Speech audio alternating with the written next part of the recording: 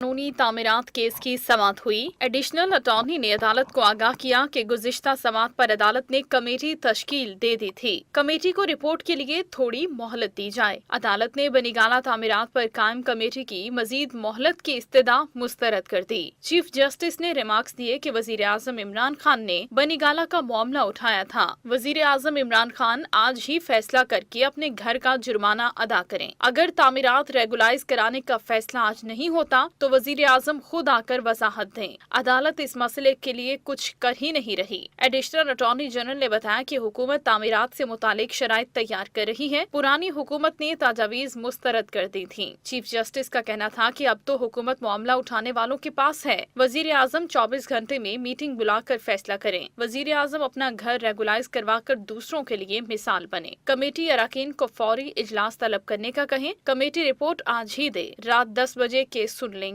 Supreme court ने committee इजलास की रिपोर्ट आज ही जमा करवाने का हुक्म दे दिया। चीफ जस्टिस का कहना था कि लीडर को हमेशा मिसाल बनना चाहिए। वकील बाबर अवान का कहना था कि इमरान खान जुर्माना अदा करने को तैयार हैं। अदालत ने केस की मजीद समाअत कल तक मुलतवी कर दी।